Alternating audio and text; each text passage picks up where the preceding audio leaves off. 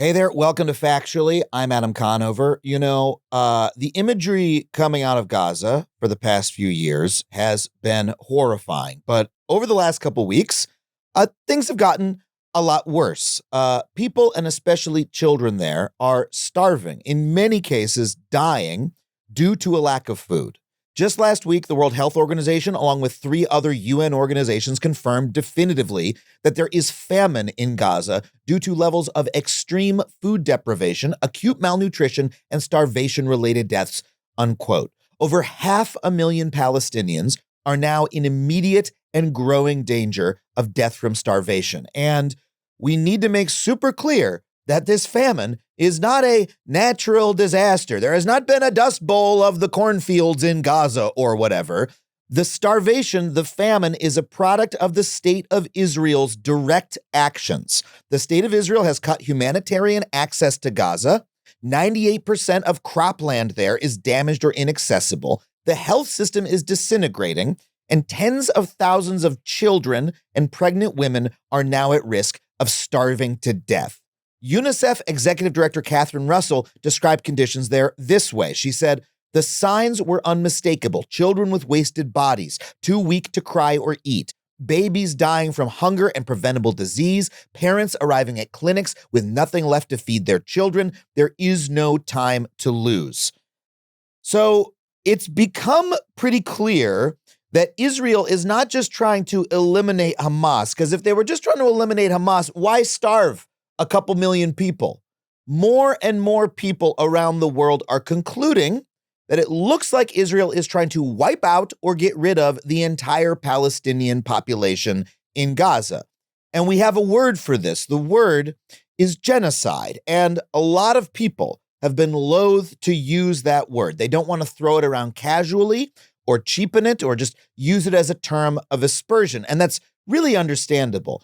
But more and more literal scholars of genocide are saying publicly that this is what is happening in Israel and Gaza today. And we have one of those scholars on the show here today to talk about it. I know that this is a really difficult issue, and I know that the news coming from this part of the world can often feel like it's bombarding us, and there can be a desire or a simple fact that we become numb to it and we want to think about something else. And you know what? If you want to take a little time and listen to a funny comedy podcast, you can listen to our episode with the Naked Gun Writers a couple weeks ago. That's completely fine. Take care of yourself. But I also think that it is critically important as citizens of the United States, a country that is supporting materially with weapons and resources what the state of Israel is doing, that we look clearly at what is happening. So I really encourage you to take a moment and listen to what my guest today has to say. His name is Omer Bartov. He's a professor of Holocaust and Genocide Studies at Brown. And I also strongly suggest you read his recent New York Times essay, "I'm a Genocide Scholar. I know it when I see it." Now, before we get to that interview, I just want to say really quickly, if you want to support this show, you can do so at patreon.com/Adam Conover. $5 a month gets you every episode of our show ad-free. We also do a book club over Zoom.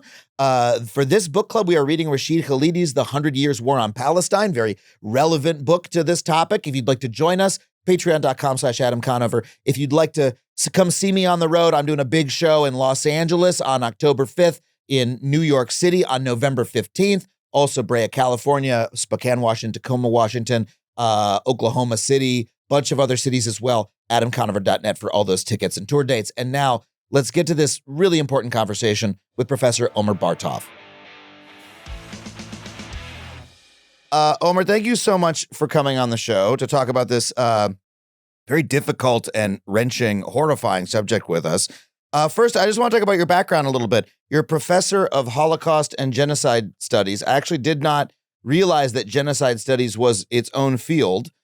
Tell me a little bit about the work that you've done over your career and what that field is. Well, I've had a long career.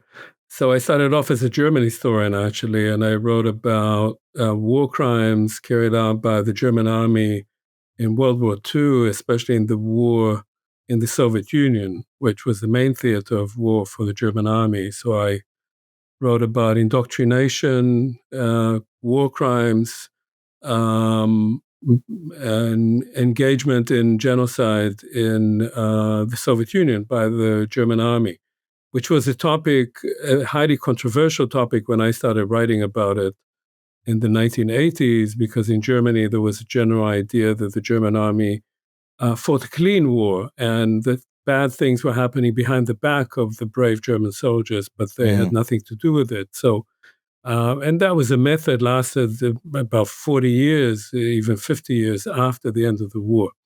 So that's where I started. And then I became more interested in the links between total war, World War I and World War II, between what I called industrial killing in World War I and industrial murder in World War II in the extermination camps, the Nazi extermination camps.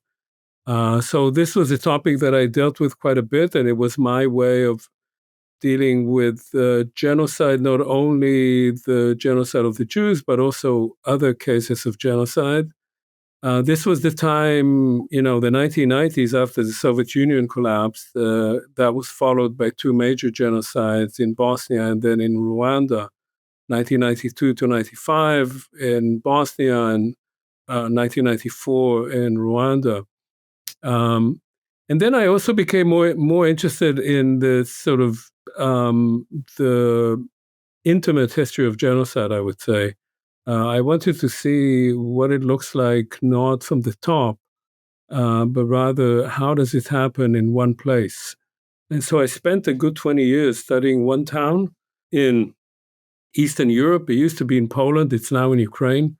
Happens to be the town that my mother was born in. So it was a Jewish town in which Poles, Ukrainians, and Jews lived for about 400 years.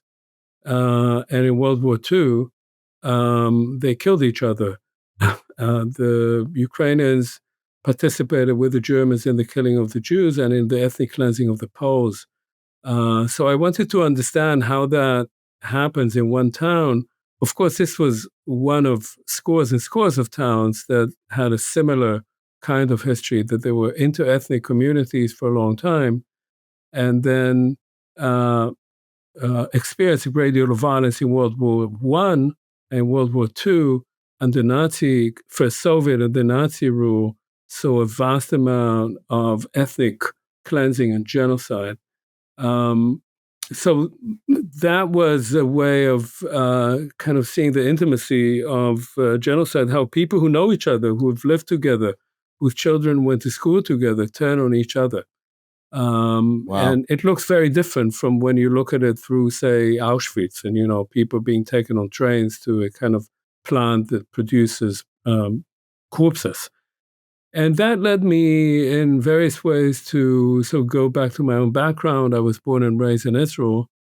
And, when I was traveling in West Ukraine, where this town is now and many other towns, it used to be East Galicia. So it was a place that had a long and rich Jewish civilization that had been entirely obliterated and forgotten. And I was wandering around there, seeing sort of empty shells of synagogues and abandoned cemeteries, and children, Ukrainian children herding goats or cows there, and not knowing anything about what had been there until World War II. So I started thinking about my own childhood and growing up in Israel, and I was born in the mid-50s, and thinking that I grew up in a place where many of the people who were around me were Holocaust survivors, and the environment that I was growing up in was one in which there had been Palestinian villages all around, and the remnants of those villages, cemeteries, mosques, houses were still there, but the people were gone because they'd been ethnically cleansed just a few years before I was born. Wow. And there was no memory of that and no talk about it, no language for it.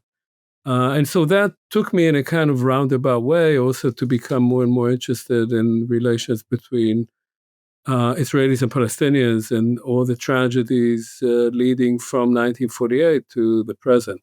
Yeah, it's a really long, tragic history. Before we get into it, I want to ask you, you spoke in your answer of ethnic cleansing and genocide as separate phenomenons. So let's just talk about, I know you teach a class on genocide, or probably multiple classes. So let's just imagine we're in the 101 class, right? What is the basic definition of genocide, and how does it differ from ethnic cleansing? Because I think a lot of times we use those terms loosely, synonymously. Right. So genocide, the definition of genocide is based on a convention, a genocide convention, for the prevention and punishment of the crime of genocide, which was adopted by the United Nations, by the UN in 1948.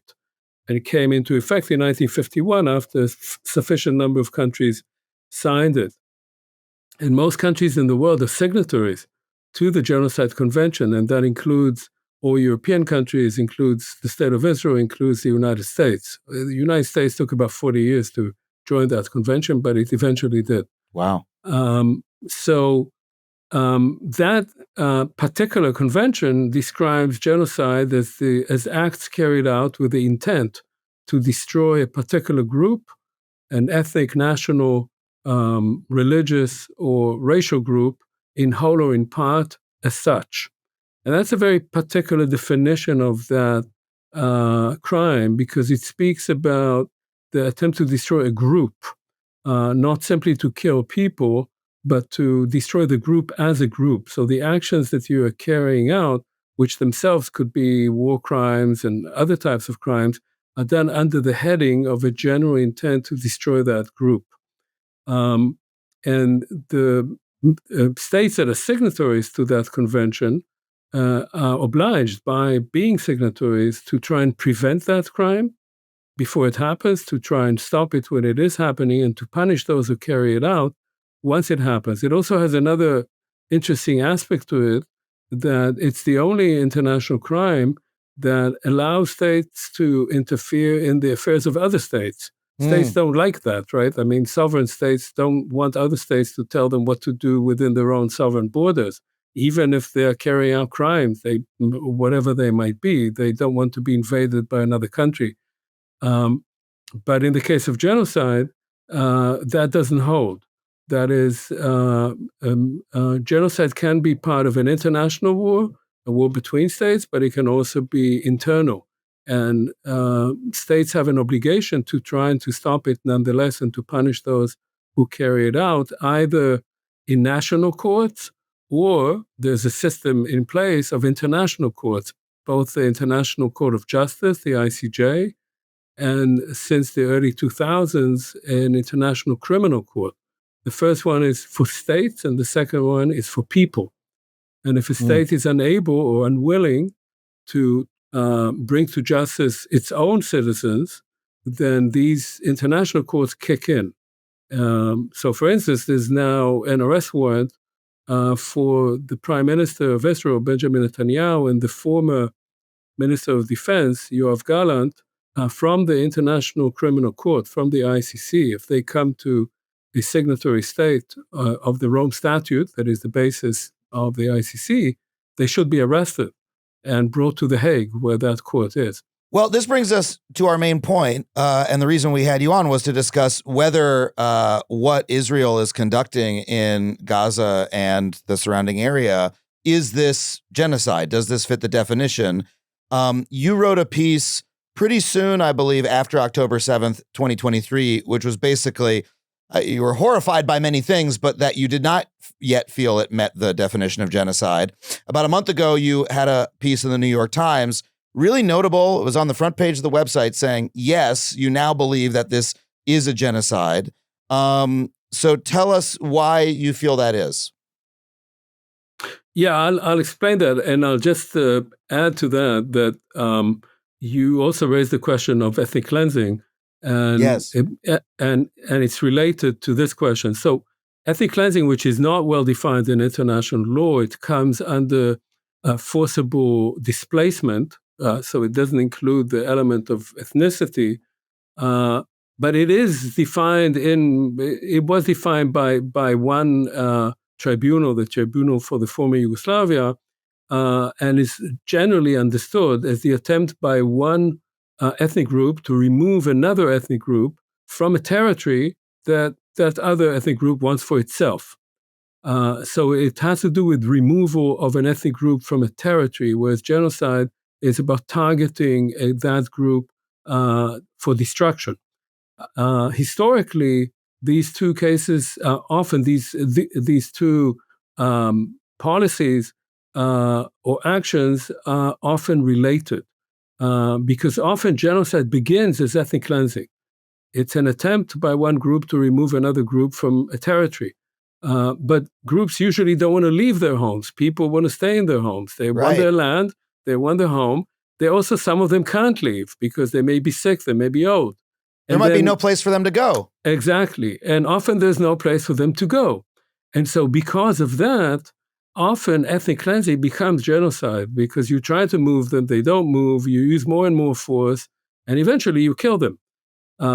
So that comes to the question of my understanding of what is happening in Gaza and how it's changed. Because I wrote this early op-ed in the New York Times in early November 2023.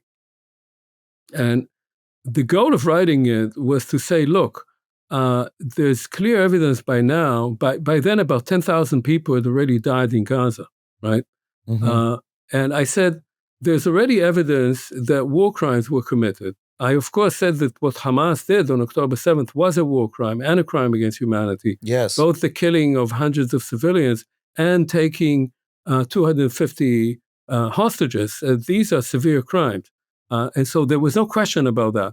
But the IDF's decision then to move into Gaza first with massive aerial bombing and then with a ground operation, within 4 weeks had caused the death of about 10,000 people, the majority of them civilians. So I said, look, there's evidence of war crimes, disproportionate use of force, which is a war crime, forcible displacement, which is a war crime, and crimes against humanity because of the large numbers of civilians who've been killed. I said, there is not yet evidence of genocide. Genocidal statements were made by heads of state, by top officials in Israel, top political and military officials. Like what? Do you have any examples of those statements? Oh, of course. I mean, one of the most notorious statements was made by Yoav Gallant, by the then Minister of Defense, who said, Gaza will have no water, will have no food, will have no power. They are human animals, and they will be treated appropriately. That, of course, is at least means that you are going to use starvation as a tool of war. And that added to that were statements saying Gaza will be destroyed, Gaza will be flattened. There are no uninvolved people in Gaza. That is, everybody is complicit. Netanyahu himself spoke about to the Israeli public, saying, remember what Amalek did to you. And every Israeli, when they hear that, they know what it means, because the injunction in the Bible to the attack by this people of Amalek, this biblical people that attacked the Israelites as they were traveling from Egypt to the Holy Land, the injunction by the Bible is, because they attacked you, you have to destroy them, man, woman, child, and suckling, sheep and cattle, entirely eradicate them. It's a sort of heavenly genocidal injunction. Wow. And so when you say that, remember Amalek, this is what you're talking about. And there have been, since then, of course, a series of statements. But one could have said at the time, and that's what I was saying in that earlier article, in November of 2023. In November of 23, that these were, people were mad, right? I mean, hundreds of Israeli civilians were killed, murdered. And also, it was a fiasco. It was a fiasco for the IDF. It didn't show up. It wasn't prepared for this. It was a political fiasco. And so these were things that could have been, you could have said they were said in the heat of the moment. And they didn't mean it. It was irresponsible. Sure, that's giving them a lot of credit, I think, when they're saying there are no uninvolved people and we're going to turn off food and water to an entire population. But okay, they were very upset. Yeah, sure. Exactly. This and there are people, in fact, I was speaking with one person this morning who still say that. But okay, you could have said maybe these were just irresponsible statements, but they're not a policy. There's no policy to do that. And then Israel said, well, we actually have war goals. And the official war goals were relatively reasonable. The war goals were to destroy Hamas, which is a terrorist organization that carried out this horrible massacre, and release the hostages. That made sense. So I said, look, I mean, this can become genocide according to watching what the IDF is doing and the massive destruction of property and lives, and it has to be stopped before it becomes genocide. Now, no one paid attention, of course. By May of 2024, I became persuaded that the IDF was actually not trying to accomplish those war goals, the official war goals, but was in fact engaged in something else. And that something else conformed to those early statements, those so-called irresponsible statements made at the heat of the moment, because what it was doing its best to make Gaza as a whole completely uninhabitable for its population. So when he was moving people, say from telling people, you have to leave this town because it's going to become an area of operations, it won't be safe for you here, just move. So people move, and then the IDF moves in and destroys everything. So they have nothing to come back to. And that was done systematically.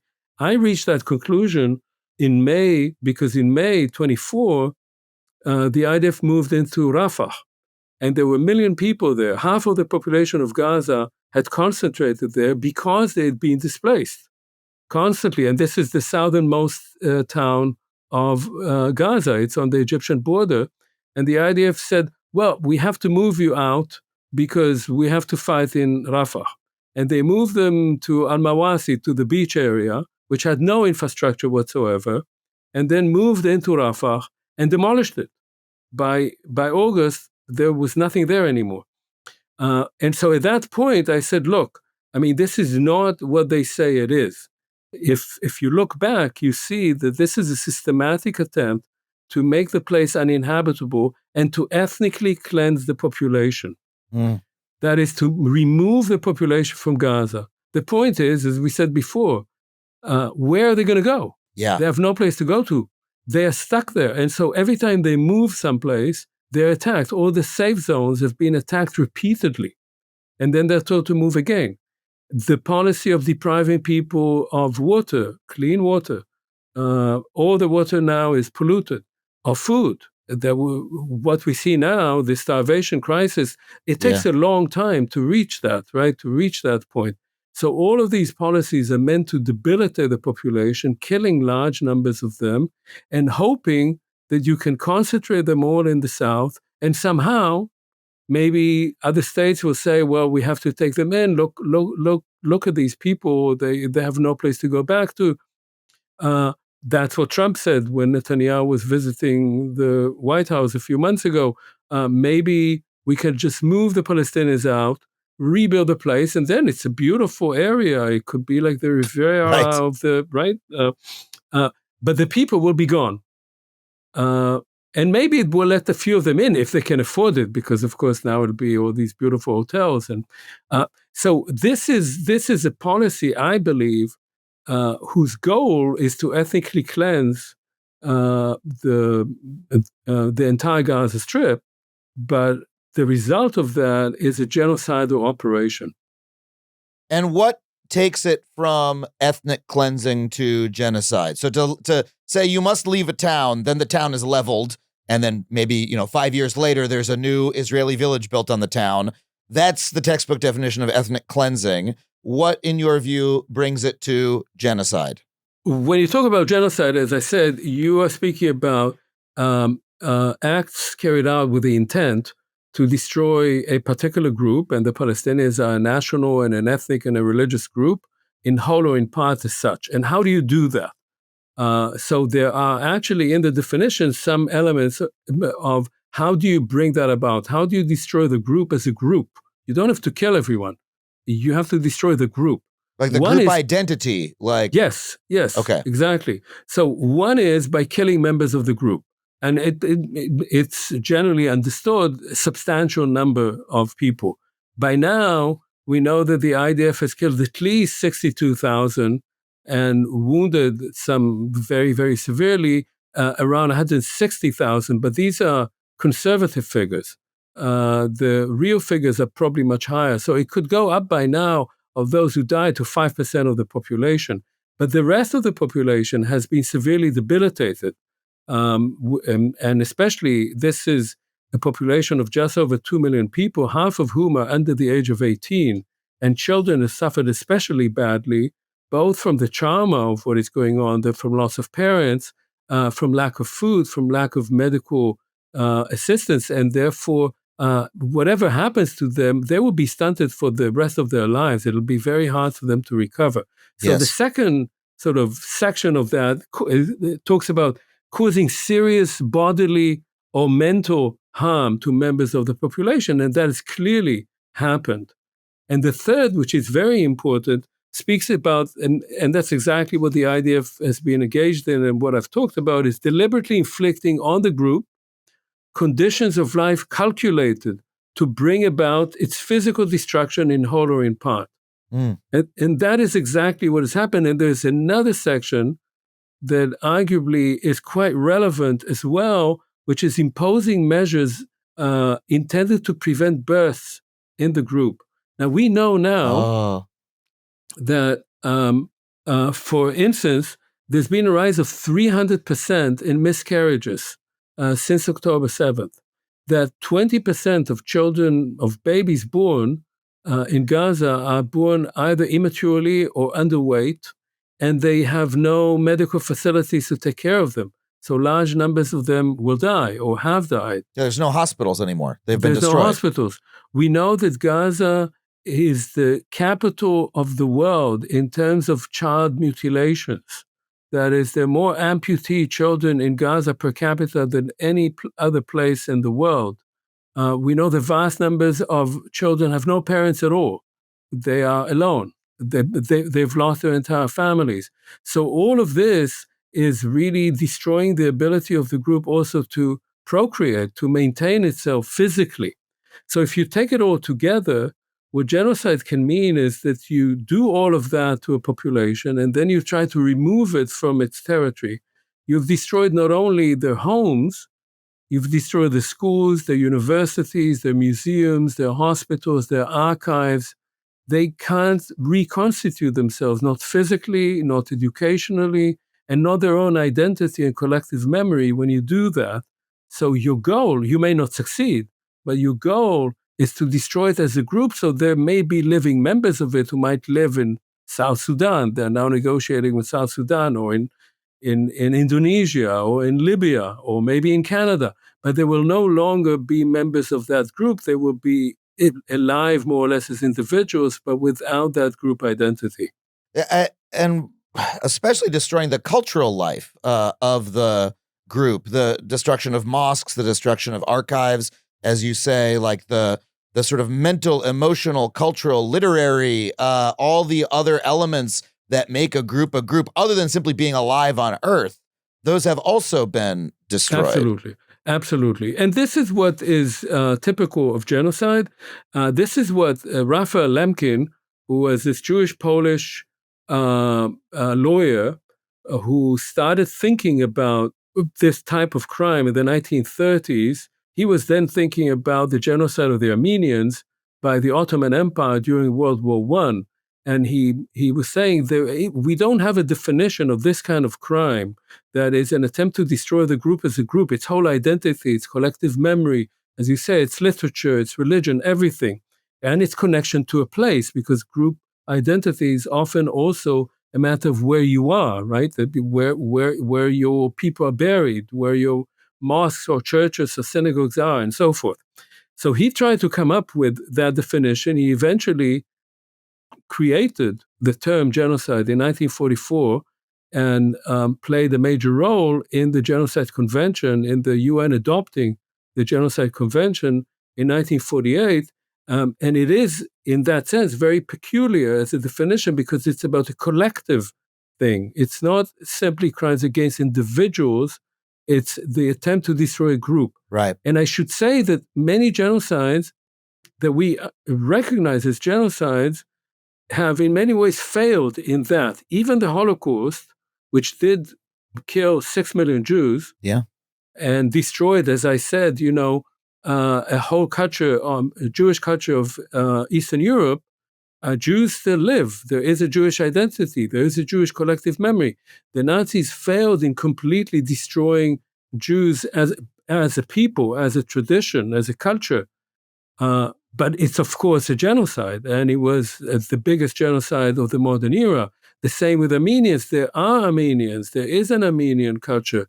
But the destruction of the heartland of Armenian culture was successful in that sense. But it did not destroy Armenians as a people. And I'm afraid this is what Israel, under its very extreme right-wing government, is trying to do to the people of Gaza. I mean, it's evident that that's what they're trying to do, especially because you often hear people apologizing or explaining this on that side, on the ones who are supporting the actions of Israel. They'll say, you hear the argument that there is no Palestinian identity, or that there was no Palestinian identity before such and such a year, that like the idea of a Palestinian group identity is false. And to me, that that sort of gives away the game. If you're arguing that the people don't exist, that is itself part of the genocide, right? Because you are saying, well, no, those cultural links don't exist. Therefore, you can blow up the library and the mosque and the hospital. To deny the existence of the group is part of the attempt to make the group not exist. Folks, how much of your personal data do you think is online? You know, it's scary to hear, but it's probably a lot more than you think. Our entire world is online, even if you think that your data is safe. And that means all kinds of your information, including email addresses, phone numbers, names of relatives, it all exists out there on the internet, just waiting to be grabbed by anyone looking to exploit you. And that is why I simply have to recommend Delete Me. I have been using this service for years before they ever advertised on this show. In fact, the reason they advertised on the show is because they heard me talk about how much I like it on a podcast. And then they reached out to say, hey, why don't we sponsor you if you like the product so much? Genuinely, I really believe in what these people do. Because did you know that there are people out there who make a living just off of trading your personal info? They're called data brokers, and they are serving up an all-you-can-eat buffet of names, addresses, and other personal information to anyone who is willing to cough up the cash. So if you want to take your name off the menu, you really need to check out Delete Me. Their teams of experts diligently hunt down your personal info, remove it from the internet, and keep it gone, keeping you and your loved ones safe from bad actors. As the world gets more and more wired, there has been an uptick in online harassment, identity theft, and even real-life stalking, all because of this easily accessible information. So why take the risk? You, your family, and your loved ones deserve to feel safe from this kind of invasion of privacy. So check out Delete Me, not just for your security, but for your friends and family too. You can get 20% off your Delete Me plan when you go to joindeleteme.com/Adam and use promo code Adam at checkout. That's joindeleteme.com/Adam, promo code Adam. So apart from moving, is there anything more stressful than looking for a car? I mean, which one do you pick? How do you know if it's right for you? It's like staring into an infinite automotive hall of mirrors. Well, with Car Gurus, you can make the experience less circus funhouse and more just regular fun. Car Gurus can lead you out of the maze of misleading prices and hidden fees so you can shop with confidence. You'll find real price analysis, vehicle history, and price drop alerts. Car Gurus has over 4 million listings, more than any other major online auto marketplace in the US, so you never have to worry about missing the best deals. When you're ready to buy, Car Gurus also connects you with trusted dealerships to ensure a transparent and hassle-free buying process. It's no wonder SimilarWeb estimated traffic data shows Car Gurus is the #1 most visited car shopping site. So buy or sell your next car today with Car Gurus at cargurus.com. Go to cargurus.com to make sure your big deal is the best deal. That's cargurus.com, cargurus.com. You mentioned the Armenian genocide. I know that just from being around this sort of activism myself, there's a long attempt to deny the existence of the Armenian genocide. Here in the United States, we shy away from calling what Europeans in America or white Americans did to indigenous Americans a genocide, even though as you're talking, I can't help but think about what was done in those years. So along with genocide always comes, it seems like, this attempt to deny the existence of the genocide, or to make it debatable. And that seems to happen less often with other crimes. So can you talk about that a little bit? Absolutely. I mean, this is a very important point. You are totally right. So genocide is an attempt, of course, to destroy a group. But what is interesting about genocide, it comes first with a denial of that group's existence prior to the genocide itself, a denial of the the the the value, the reality of that very group, calling them savages, calling them cockroaches, calling them migrants, calling them anything that makes them less than human and less than like us. We know that we are a group, we have a culture, we have a history. They do not. And that already makes it much easier to carry out genocide. So generally in genocide, certainly in modern genocides, the first sign for genocide is the dehumanization of the other group. You speak about that group in terms that remove it from this sort of circle of human solidarity. They're not like us, they're different. That's a very important element in genocide. Secondly, once you carry it out, part of what goes on, and that's you're totally right in that, it's both to eradicate that group and then to eradicate the memory that that group ever existed, and to eradicate the actual eradication itself. To say they never existed, we never did what we did, and if we did it, we are not going to remember it. There's nothing there. And this, as I said, this was my experience when I was traveling in West Ukraine, and there was no memory. Nobody knew that there was a group there, that there had been a group there for hundreds of years. No memory of them at all by the population that lived there. No memory of how they disappeared. What happened? Yeah. And then, of course, nothing in the politics of memory of that country thereafter. Now, so you're right in that sense that memory, not simply as speaking of memory and memory studies as a kind of fancy academic engagement, but rather as a politics of memory and as very much part of the attempt to eradicate a group. You also want to say that group never existed. If you read what Vladimir Putin was writing before the illegal invasion of Ukraine, what he was writing was, there is no such thing as the Ukrainian people. They never existed. There is no such thing as the Ukrainian language. It's some kind of branch of Russian. They're basically Russians. They just don't get it. Yeah. So he was denying the very right of that group to exist. And in Israel, of course, as you rightly say, this comes from Israel. And this goes back to before 1948. This is really with the beginning of Zionism as Jews begin to come to Palestine and they discover, well, actually in Palestine, there are people living here. It's not what Zionism said, the land without a people comes to, a people without a land comes to a land without a people. There were people there. Yeah. So they said, well, okay, but they're Arabs. They're sort of primitive. They can live. Why do they have to live here? They can live in Egypt. They can live in Saudi Arabia. They came from there, didn't they? They only recently arrived. So it's to delegitimize that group as a group and then say, but we, of course, have totally different rights. First of all, we are developed. We're European. We have better technology. We know how to work the land. We know how to build buildings. And secondly, we have historical rights. We were there already in biblical times. And these people just come and go. And much of the right wing in Israel says to this day, look, I mean, the vast Arab countries around there, why do the Palestinians have to live in our tiny little country? Why don't they move to Jordan, to Syria, to Iraq? There's a lot of space there. That is a rhetoric that has been, now it's used by the right wing in Israel, but it was used already, I remember it from the 1960s, 70s by labor governments in Israel. Why don't they just move? So that is an attempt to say this people doesn't exist, doesn't belong. And anyway, if it wants to exist and belong, it can go elsewhere.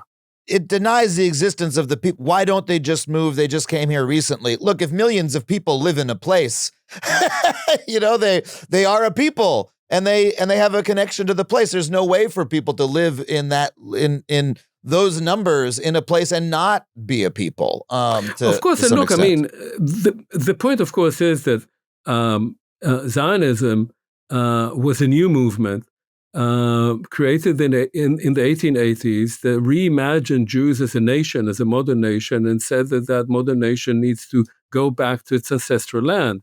And Palestinian and Arab nationalism, like all nationalism, is also a product of the 19th century. And by the early 20th century, Palestinian national identity is also developing, just as Jewish national identity is developing, only that they clash with each other. And the result of this now is that you have a country between the Jordan and the sea in which you have 7 million Jews and 7 million Palestinians. They're equal numbers, but they don't have equal rights. The Jews have succeeded in self-determining, in passing a law of return so that any Jew who wants to live in Israel can become a citizen. And the Palestinians have no rights. Even the 2 million Palestinians who are citizens of Israel hypothetically have the same rights, but in practice do not. And the 3 million who live in the West Bank and the 2 million in Gaza have no rights at all. They live under military rule. It's totally arbitrary. But they're there, and they're not going anywhere. You have 14 million people living there. They have lived there for a long time, for long enough to say that this is their home. They have had generations of people born there. And they have to find a way to live with each other because nobody's going anywhere unless you kill the other group. Yeah. You talked about how you had a realization about where you grew up, right? That this had happened in the past and you hadn't, that history had been erased. You hadn't seen it and you later reflected on it. Could you speak a little bit more about that, about the history of Israel and Zionism and just tell me more about that realization on your part. Well, I'll say two things. First of all, I just finished a book that tries to talk about that. I'd say Zionism begins in the 1880s as a movement of emancipation, of liberation, of appeal to humanitarianism, because the Jews are a minority living in lands that increasingly don't want them there, with the rise of ethno-nationalism there and the rise of anti-Semitism. And so in that sense, Zionism, like other national movements of the time, but a national movement of a minority that is not wanted where it's living. Once Zionism starts to settle in Palestine, it also becomes a settler colonial movement because they speak openly about coming there and settling the land and creating colonies. That's the language that is used. And in that process, they start marginalizing and pushing out the indigenous population, the indigenous Palestinian population there. So that's a process that, of course, I started thinking about all that much later on. But that's a process where you have a transformation in what Zionism is. During the 1920s and 30s, as the Jewish population of Palestine grows, and that's at the time under the rule of Britain, right? This is a British mandatory territory, and the British promised the Zionists already in 1917 in the Balfour Declaration to help the Jews create a national home in Palestine. So during that time, the Jews there are beginning to create the infrastructure for a future state. And they do that by, among other things, increasingly encroaching on Palestinian lands. At the same time, the Jews in Europe are under growing threat, and they have no place to go to. As we talked about ethnic cleansing, there's nobody who wants them in. The United States has very fierce immigration laws already from the early 1920s. They don't want Jews in America. They don't want Jews in Britain. This is after the Great Depression. There's unemployment everywhere. So the only place Jews can go to is to Palestine. So Zionism, in that sense, during that period, has these two faces. One is to rescue the Jews, and the other is taking over Palestinian land. That changes in 1948 when the state is established. And within that struggle over that land, the Jews ethnically cleanse the vast majority of the Palestinians from what becomes the state of Israel. 750,000 Palestinians are removed. So I'm born into that. Yeah. I was born in 1954. What I know when I'm born are two great denials. One denial is the denial of the diaspora. We were supposed to be raised as Israeli. We are looking only forward. We were ashamed of our ancestors who lived in the diaspora, who were these, Jewish people who wheeled and dealed. We were supposed to be rooted in the land and strong and able to defend ourselves. Wow. And we also despised the whole idea of all these Jewish masses who went like sheep to the slaughter. This was the kind of education we got. So we had a denial of everything, of all of Jewish civilization. We connected ourselves directly to the Israelites.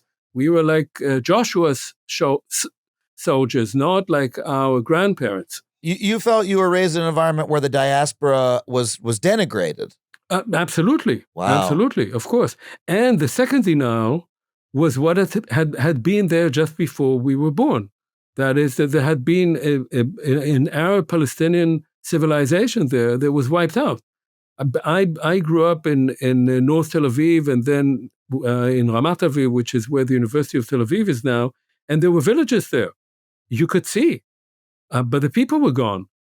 We used to play cops and robbers in those abandoned villages, and nobody talked about it. There was abandoned cemeteries, abandoned mosques, and there was a complete denial of that, as if it never happened. And later, eventually, neighborhoods were built over that. The entire University of Tel Aviv is built over a Palestinian village, or forest planted over villages. Up to 500 villages were completely demolished and destroyed, partly so that people could not come back to them, which is what Israel is doing in Gaza now. So this sort of coming to terms with that, both with my own, and I'm not the only one, but my own sort of Jewish origins, my origins in Europe, and coming to terms with what happened in Palestine just before I was born, which is a kind of repetition of that erasure and the tragedy of it all, that the people who displaced the Palestinians were Jews who had been displaced from Europe. That is something that took me a long time to begin to think through. I could not imagine that Israel would do what it's doing now. I have to say and that it would do it with such impunity, that it would be allowed to do it by the international community for so long. That I couldn't expect. But the dynamic was there, clearly. The dynamic of erasure was always there. Well, given that, I mean, you're making the case that Israel was a country that was founded on ethnic cleansing, like at its root to an extent, and that you experienced this. And so I'd like to come back to, your earlier piece that you wrote in November of 2023, where you said, well, the leaders of Israel are making genocidal statements. But it might just be in the heat of the moment, right? We just have to make sure it doesn't turn into a genocide. I'm struck by the fact that you, as a historian of genocide, saw them making clearly genocidal statements, and knew what you knew about, the foundation of the country and the place that you had grown up. But you and so much of the rest of our political culture said, well, let's not maybe take them at their word about it. Right? There were folks who were saying, hey, this is a genocide or it's going to be very soon. And we're saying that, in late 2023. But why extend that sort of grace, given that the entire country is, as you're making the case, sort of founded on the removal of the Palestinian people. And we had the statements from the leaders, and then they did what they said they were going to do, right? Like they did go ahead and do it.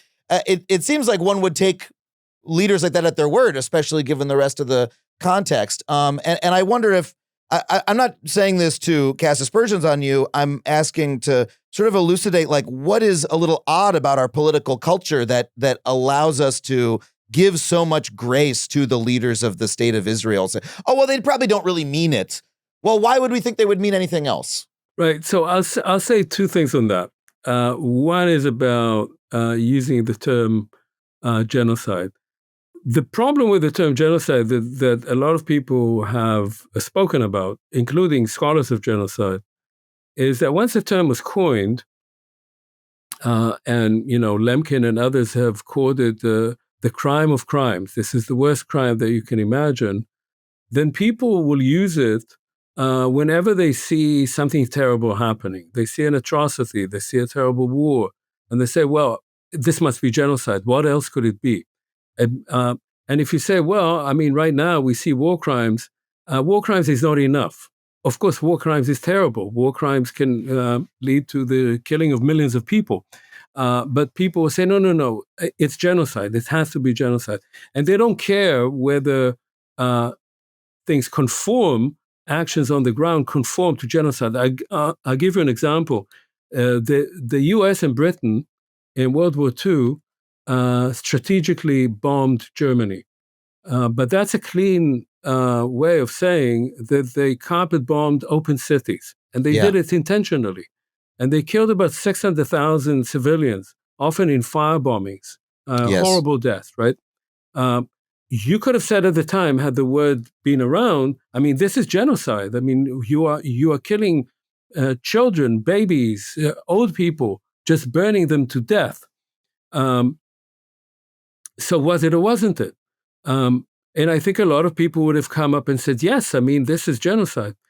To me, you have to look within the context. And the context is that when the US and Britain occupied Germany, they won the war, they occupied Germany. What did the US do? Did it continue killing Germans? No, it actually created the Marshall Fund. Now, it did it for its own reasons as well. It was afraid of the communists and so forth. But the US contributed massively to the rebuilding of Germany. So that by the 1950s, Germany had an economic miracle. And that was because the policy for the United States was not to destroy the German people. The policy was to very brutally fight a war against the Nazi regime and to win it, which it did. So the difference between genocide, war crimes, crimes against humanity actually is meaningful. And I was afraid immediately after October 7th that people, and some people did, immediately said, well, Israel is carrying out genocide. Even before they began bombing, they said this is genocide. And I did not want to participate in that because I wanted to be as cautious as I could to make sure that there's enough evidence to show that this is indeed genocide. And in Israel, and certainly in the international media, people were speaking for both sides of their mouth. So Netanyahu was saying to the Israeli public, remember Amalek, and was saying to the international community, we are not fighting the Gazans. We have nothing, we don't want to harm the civilians. We are only fighting Hamas. And this kind of rhetoric, as well as the official war goals as they were declared by the state, were very different from those kinds of statements.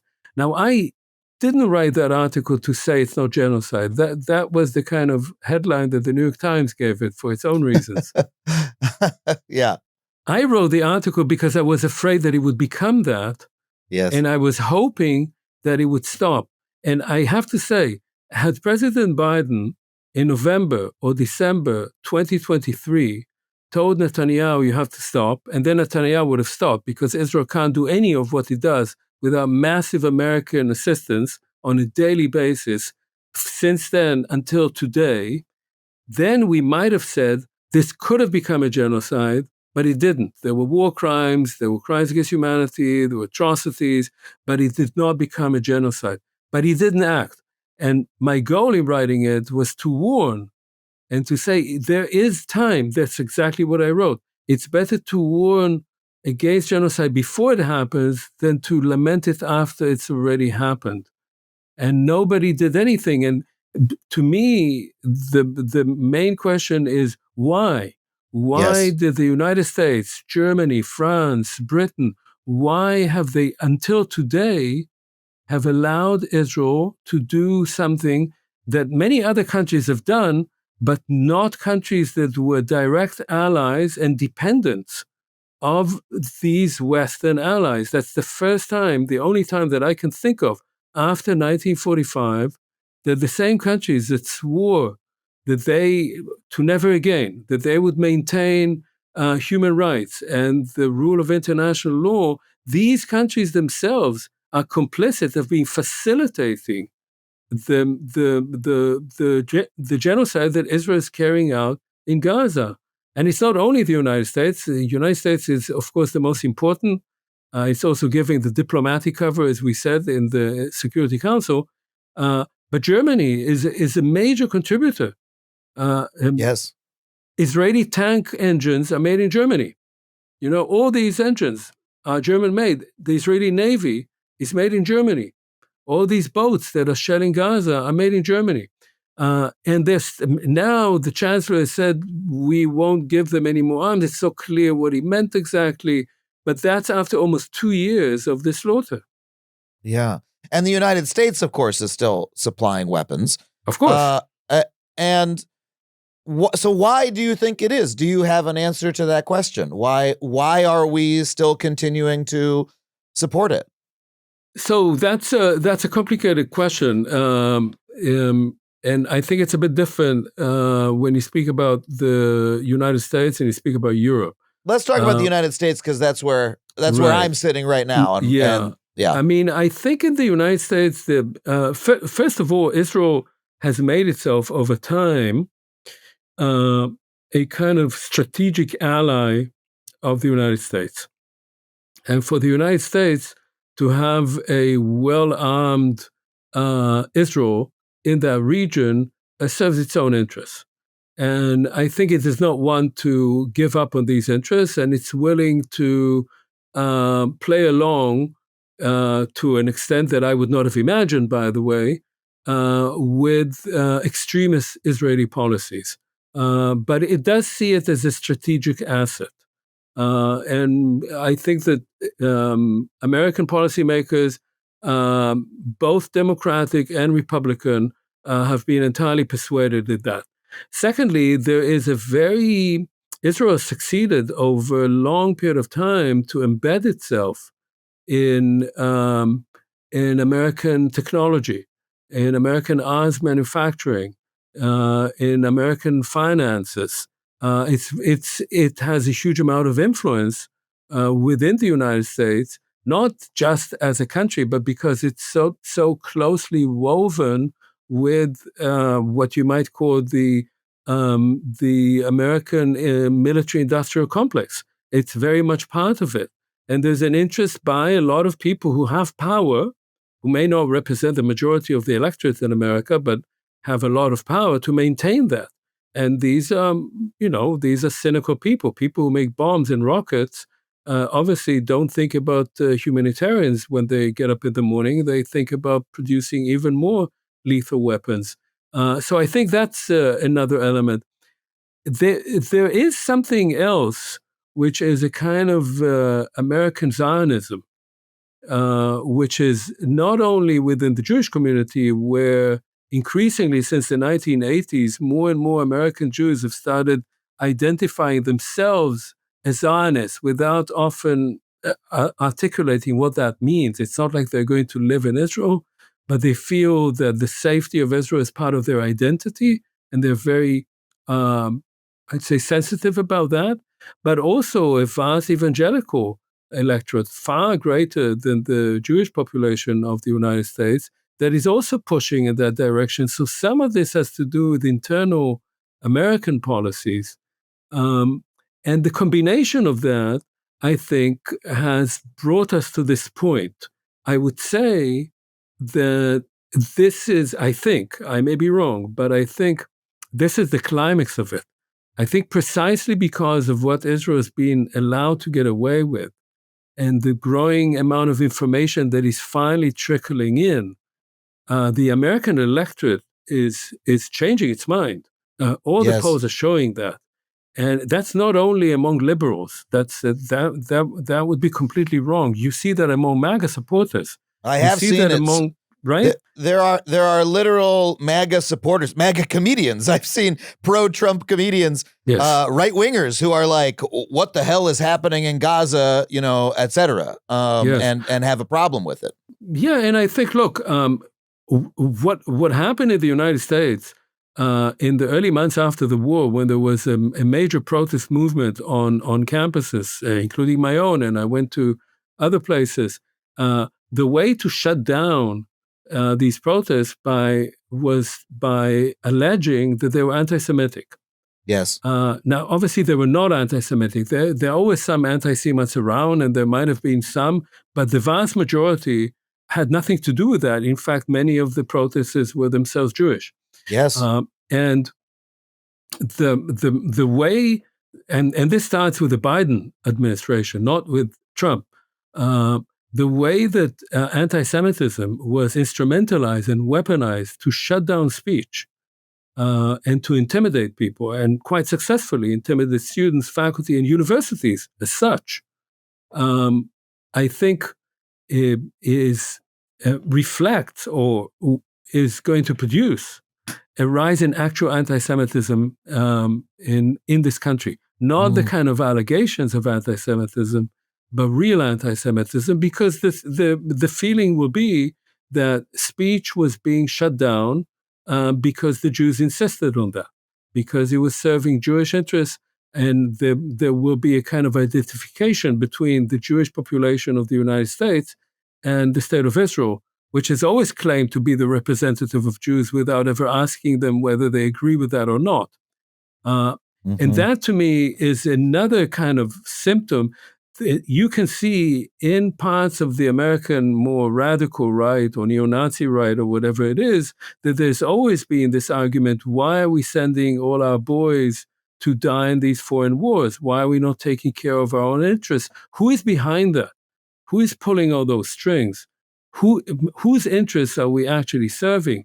And the argument now, unfortunately, can be it's the State of Israel who's doing that. They are taking all our money. They are dropping our bombs to kill other people. We are paying all the taxes for that.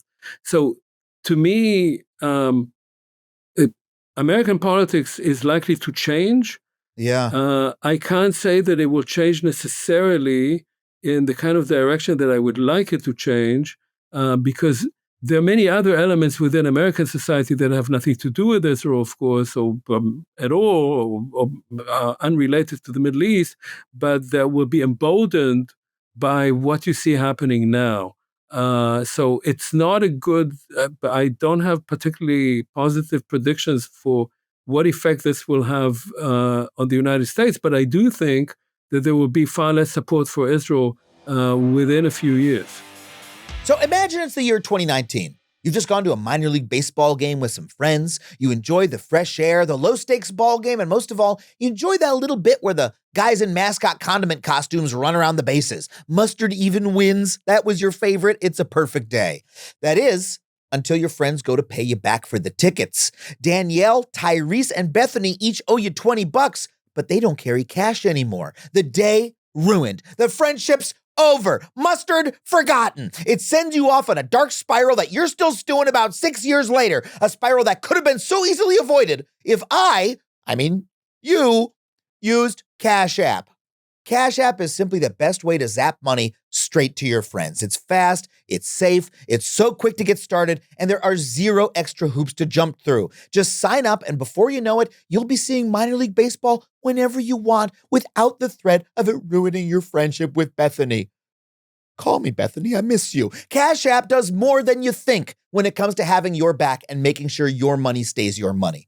If you direct deposit at least $300 in paychecks each month and use the Cash App card for purchases, you can unlock up to $200 in free overdraft coverage. If you overdraft unexpectedly, there are no hidden fees. Manage your money on your terms and take advantage of free overdraft coverage up to $200 on Cash App today. For a limited time only, new Cash App customers can use our exclusive code to earn some additional cash. For real. Just download Cash App and use our exclusive referral code SECURE10 in your profile profile. Send $5 to a friend within 14 days, and you'll get $10 dropped right into your account. Terms apply. That's money. That's Cash App. Cash App is a financial services platform, not a bank. Banking services provided by Cash App's bank partners. Prepaid debit cards issued by Sutton Bank, member FDIC. Instant discounts provided by Cash App, a Block Incorporated brand. Visit cash.app/legal/podcast for full disclosures.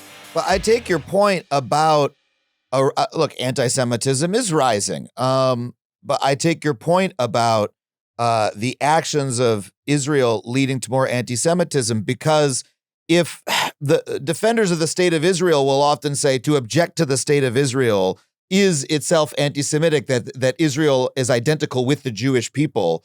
Correct. And so if one actually accepts that premise, but then also disagrees with what the state of Israel is doing and is horrified by it, but also accepts the premise that the state of Israel is identified with the Jewish people, then that leads to anti-Semitic beliefs, right? Whereas Correct. if one can keep them separate and say, no, the Jewish people are one thing, the state of Israel is another thing, then you can criticize the state of Israel without being anti-Semitic. No. But it creates a perverse rise in anti-Semitism itself. And look, I don't have any positive predictions either for the outcome of a genocide. I don't think that there's any positive outcomes are likely. I do wonder, though, if in addition to the actions of the state of Israel itself causing political support in the U.S., like the U.S. is itself to some degree a country that is also founded on genocide and the denial of it. You know, I live in Los Angeles. I wasn't raised here. I was raised in New York. But there was an indigenous group that lived on Long Island where I grew up. I grew up in a town called Wading River. The town was named that because that's the translation of the indigenous name of the town. But that's all I ever knew, right, of the people who lived there. Mm-hmm. I was similarly to your experience, grew up in a place that had a previous civilization that had been erased. And I was barely taught that growing up, and now there's an active effort to teach that less, to remove those teachings from our society. And so it's sort of built into America's political DNA to deny these things. And I'm struck by, your piece in the New York Times was notable because many people feel, I think correctly, that the New York Times has not appropriately covered the horror of what Israel is doing as being a moral calamity and disgusting thing.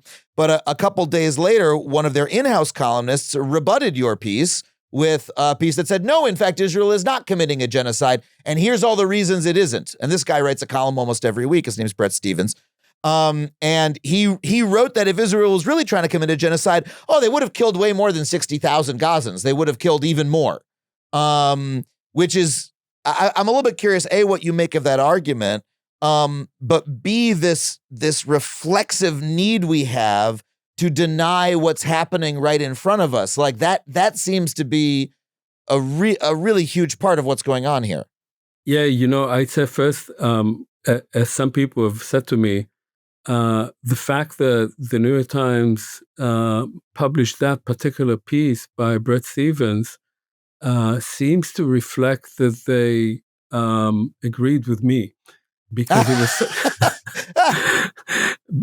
it was a really weak piece. It was just the argumentation was terrible. Now, Brett Stevens was, you may know, editor of the Jerusalem Post, so he's this sort of strong supporter of Israel and right wing. So I don't know that he presents a mainstream opinion in the United States, and certainly not in the New York Times. That argument specifically, in fact, Netanyahu was interviewed a few days ago on some podcast, and I don't know why he's doing interviews on podcasts now. Maybe mainstream channels don't want to take him anymore. I don't know. But he said there, look, if Israel wanted to carry out genocide, it could have done it in an afternoon.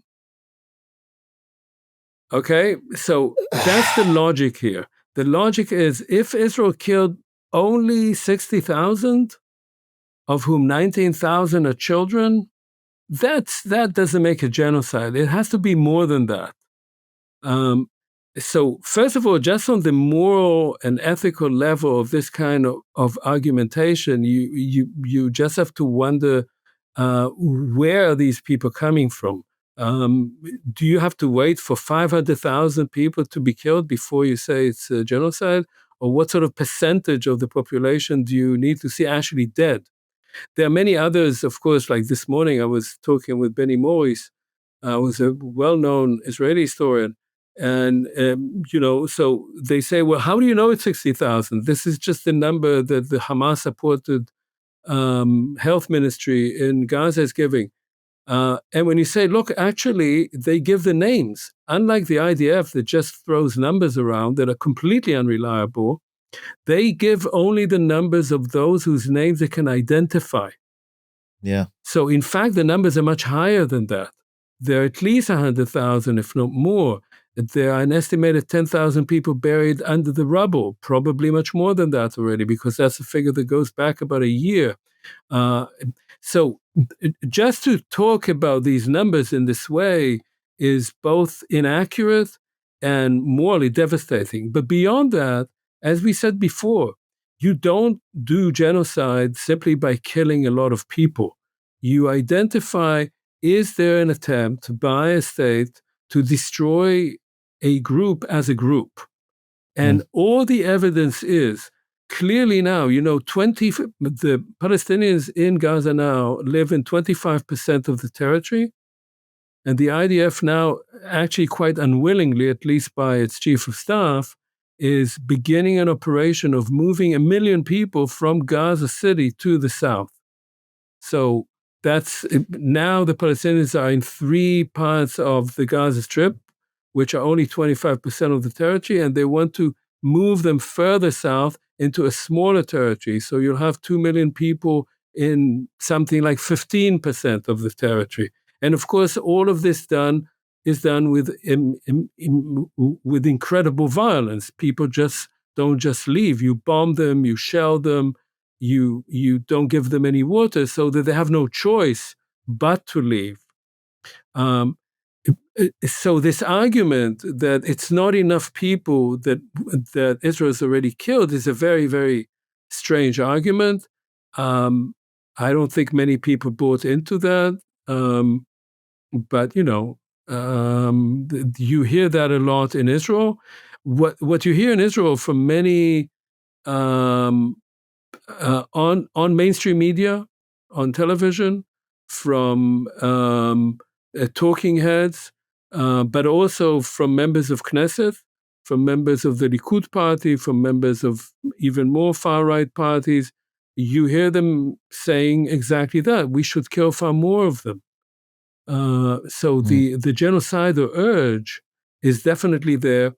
And I would say one thing that I found personally really hard to take, quite apart from just watching the images of what is going on in Gaza, and we don't get a lot of it on mainstream American TV either, of course, is the fact that although now I would say the vast majority of the population in Israel wants this government to go and want the war to end, they don't want that because they care about what's happening to the Palestinians there. Polls show that most of the population of the Jewish population in Israel, want the war to end and are fed up with this government and don't trust Netanyahu. And most of that same population would like to see ethnic cleansing of Gaza. There's no contradiction between the two. Wow. And that gives the lie to, this sort of constant refrain you hear in U.S. liberal political circles that Netanyahu is the problem. He's the one doing it. Once we get him out of there, he's an authoritarian. He's a mini Trump.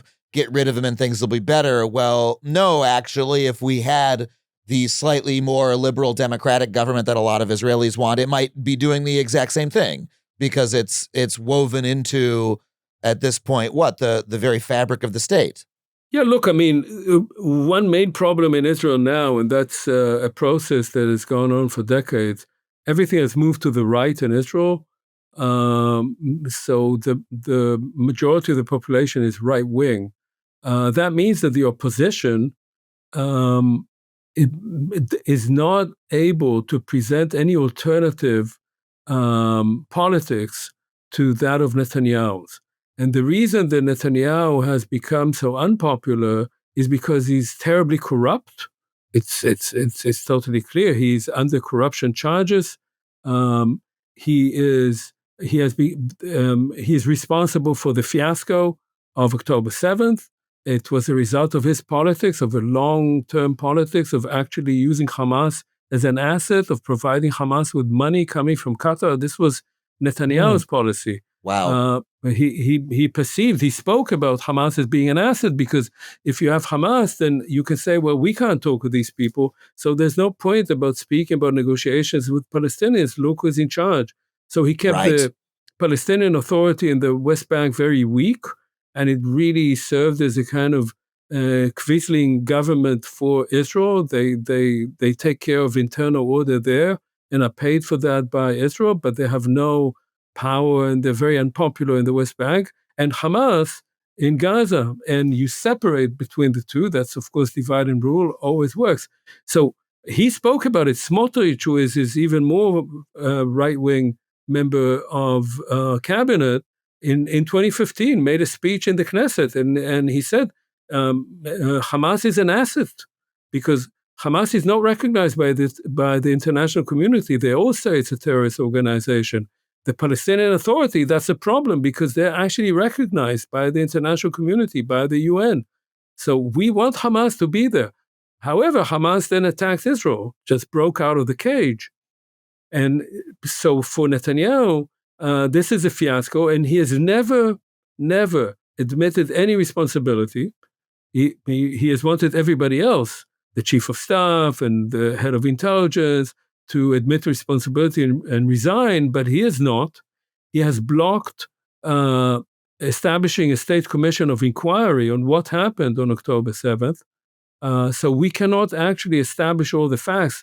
No one knows exactly what happened on October 7th, how many cases of rape there were, how many Israelis were killed by the IDF itself as part of the Hannibal procedure. None of that has come out because there has not been an inquiry, an independent inquiry. So the public just wants him to go. And of course, the most emotional aspect of this for most Israelis is that he clearly is not interested in releasing the hostages. There is a deal on the table now, for instance, for 10 days, and the government has not even talked about it. Hamas agreed to the conditions provided by Israel and the United States, and the cabinet says, we don't have time to talk about it. And there are 20 people who are dying of hunger there. Hostages whose images have been sent by Hamas, and they look indeed like they're in a Nazi concentration camp. They've been starved, and the government is doing nothing. So he is detested by much of the public. But who and what will replace him? It's not that somebody will come in and say, okay, it is time now to change the paradigm. We have to talk now. We have killed, we have bombed. What have we accomplished? Nothing. We are only becoming a pariah state, which is what Israel is becoming around the world. Israelis can't even travel as tourists. If they speak Hebrew in places, they're being attacked. And I have to say, I have a little bit of sympathy with that, because why should you be traveling and having fun in Greece when you just a week earlier were a soldier in Gaza? So there is no alternative policy being offered by the opposition. And because of that, and because the opposition can actually gain a majority in Israeli elections only through cooperation with the 20% Palestinian population of Israel. 20% of the population is Palestinian. If Palestinian parties, political parties, join in coalition with Jewish parties of the left, it's not really left, but center, left of center, then they can topple the right. But they won't do it. They will not go in coalition with the Arabs. And so because of that, Netanyahu is sort of gaining from the inability of anyone to have to be brave enough to provide an alternative policy. But even if someone did the population still seeks ethnic cleansing on this broader, or at least is sympathetic to it on this broader level. I,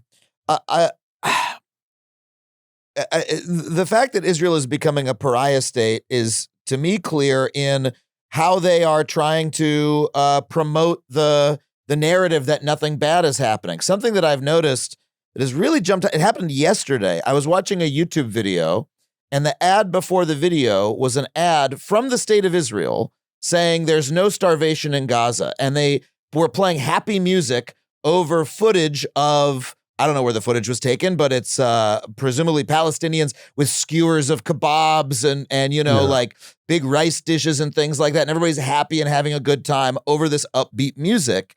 And that as a strategy of promotion to me was A, ghoulish, but B, who could believe this? Who could believe that if a country has to put ads on YouTube saying we're not starving these people, look at how much food they have? We all know that advertising is a lie on some level. We all you believe it a little bit. Okay, the new iPhone looks pretty good, but okay, Apple's only telling me this to convince me of something. We know that that's what advertising is for.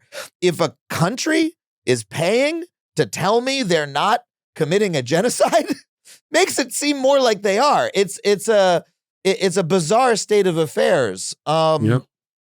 And for this to happen in a state that the ostensible reason of its founding was in response to a genocide against its people is, you said one of the most remarkable things about this is that all the Western countries that said never again are supporting it militarily. We in the United States are contributing weapons to this genocide that are being used to bomb people, and kill people and try to destroy the group. It's also being perpetrated by the state of Israel, which itself was founded in response to a genocide. That is such a bizarre historical fact. It sounds like science fiction that could happen, or some sort of bizarre historical fiction. And it's clearly such an immense tragedy that the world has come to this. How do you metabolize it emotionally? Like what is it? How does it make you feel to know that this is happening? Yeah, look, I mean, I should say I'm as somebody who's spent most of his career studying war crimes, genocide, the Holocaust. I sort of trained myself to think rationally and to have a degree of detachment. Mm-hmm. And so I try not to begin with my emotions, but to think from a distance. And if you think about it as a historian, if you think about it as someone who lived through much of this period, who was born into a very, very different state. I was surrounded by Holocaust survivors in my childhood, to think that state, that, as you say, in 1948, two things happened. One was the Genocide Convention, which was agreed on by the UN as a response to Nazi crimes. That's why the international community of the time could come to a consensus on such a convention. And the second thing that happened was the recognition of the State of Israel, which again was seen by the international community at the time as the only just response to the Holocaust, that the Jews were a minority, had been slaughtered all around Europe, and that it was time for them to have a state of their own, that they would have their own government and their own police and their own army, and they would be able to protect themselves. And that had there been a state, maybe before the Holocaust, maybe more Jews could have come there and it would not have happened. So it was a kind of atonement.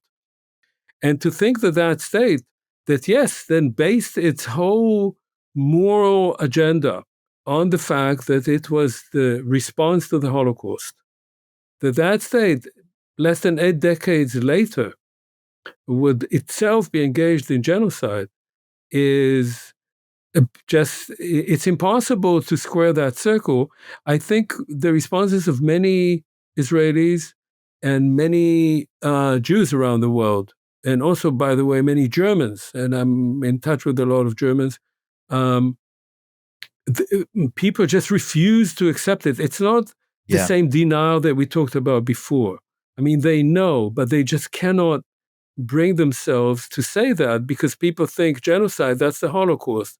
And how can you say that Israel is carrying out a genocide? Then look, I'll say over the years, and I've seen that there has been an attempt to um, Nazify your enemies. So the Israelis now say Hamas are Nazis, and that gives us license to do anything. And that's how they're called on the Israeli media, Hamas Nazis. And many enemies of Israel, not all enemies of Israel are good people, have always wanted to say, well, the Jews are the new Nazis of the Middle East. So always to make this analogy, which is never correct. It never works. The Nazis always win out when you make these comparisons. They were Yeah. actually worse than anybody else. But now we have reached a point where you can actually say it's not that Israel is carrying out the Holocaust. It's not the Holocaust. There's no extermination camps. There's no shooting pits. It's carrying out a genocide. And to think that that state would be doing that is morally um, uh, impossible to put into words. I can write it, I can argue it, but on some level, it's impossible. I mean, I think I think about my father who died, who was an old Zionist and died in 2016 when he was 90. Uh, for him to see something like this, he was a soldier in World War II in the Jewish brigade. His most searing encounter was with the survivors of the Holocaust. As a soldier in the British Army with the shoulder tag with the Star of David, for him to think that that would be the end of that process. He already in his last years spoke about Netanyahu as the wrecker of Zionism, as the greatest wrecker of Zionism. So something has happened in the country that has distorted the whole project, which was a problematic project, was like all projects, as you said, the United States or Australia or Canada or New Zealand or South Africa, they all, and you can look at European countries too, they always have many sins in their past, right? They were always also based on all kinds of crimes. But they have other things to them as well. They're not only about that. They created culture. They created something that was good for their own people as well. And mind you, all human civilization is based on that. There was always ethnic cleansing and always genocide, and yet there was also always something else, which is what we love about humanity, right? But to Yes. think that in Israel, Zionism, which had all kinds of other aspects to it too, has become this sort of racist, Jewish supremacist, genocidal ideology is, yes, I mean, I can't associate myself with that anymore at all. And it is like breaking with part of who you were once. My heart breaks as you say that. It's incredibly sad. And I think part of the tragedy is one would have hoped that a people who had suffered genocide would be the people who would never commit genocide again. And I don't want to say it's the same people because there's generations apart, but I think that was part of the hope, right? That we would all learn, and at the very least, the very people would learn about how to stop genocide. As you say, sometimes it seems that ethnic cleansing and genocide are simply part of the human story, that one group of people say, we want this land. Oh, there's people living there? No, there aren't. We'll move them off and say they don't exist and cause them to not exist. It happened on the continent in which I live. It's happened many times throughout history. If How do we put an end to it as a society? Is there a way to disrupt this pattern and this recurrence? And to sort of end us here, what do you think is incumbent upon us as citizens of a country that is helping to perpetrate this genocide still today? So look, this is the main issue, because after 1945, there was an attempt to create a mechanism that would make it less likely for such crimes as those that were carried out by the Nazis to recur. And a whole system was put into place, a series of laws and conventions and courts and international agreements to prevent that. Now, did they prevent it? No, of course. There were many genocides between 1945 and today. But a system was put into place, and there were attempts. We can say that after the fall of communism, because during the Cold War, of course, there were other dynamics in international politics. But after the Cold War, yes, there were two genocides, but also there were two international tribunals that actually found people guilty and brought them to court and punished them. So there was an attempt to do that, and it's an ongoing attempt, and it's filled with holes and compromises, and it often fails, but there was a recognition of the need to do that. We are now at a point where this whole edifice may be crumbling, in part because of the two wars that are happening right now, both the one in Gaza, which it's not really a war, but the genocide in Gaza, and what's going on with Russia and Ukraine, with the Russian invasion of Ukraine. These two events are threatening to destroy the post-World War II international order. And what will replace it? What will replace it will be something that Trump has spoken on about, and he seems to want to have it, would be a kind of politics, 19th century politics, where the great powers get together and decide what will be the fate of the smaller powers. Russia and the US can get together and say, well, you have this part of Ukraine, I have this part of Ukraine. What are the Ukrainians going to do about it? We decide. That was the kind of order that brought about the destruction of the first part of the 20th century, of the two world wars. And that was what this new edifice of international law and agreements and the UN tried to prevent. So can we stop this process? We still live in democracies. And the way to stop it is for people to stand up and to do something about it. And to realize, first of all, to inform themselves, because one of the major problems with democracy is if people are not informed, you can easily fool them. To inform themselves and to act against it, to understand that if this international order collapses, although it appears like it's got to do with Ukraine and Gaza, why would I care if I live in Minnesota? It will come back to you. This will create chaos in the world, and that chaos in the world will mean that economies will collapse, that wars will intensify, that the kind of chaos that we saw in the first half of the 20th century will repeat itself. Yeah. And so people have to actually stand up and fight for something that appears initially not to concern them very much, apart from feeling sorry for all those victims. It is not only about that. It is also about their own safety and to make sure that governments are bound within this kind of network that, however weak and problematic it is much, much better than the alternative. Well, I hope that we're able to build that network again, even in the face of the destruction of the old one, which was of limited use in the first place. But I mean, all we can do, I return back to one of my core beliefs, which is all we can do in the face of this backslide, is how it feels, is wake up and try to build a better tomorrow every day, and call out what is happening and do what we can to stop it and to prevent it from happening again. I can't thank you enough Omer, for coming on and educating me and educating us on this.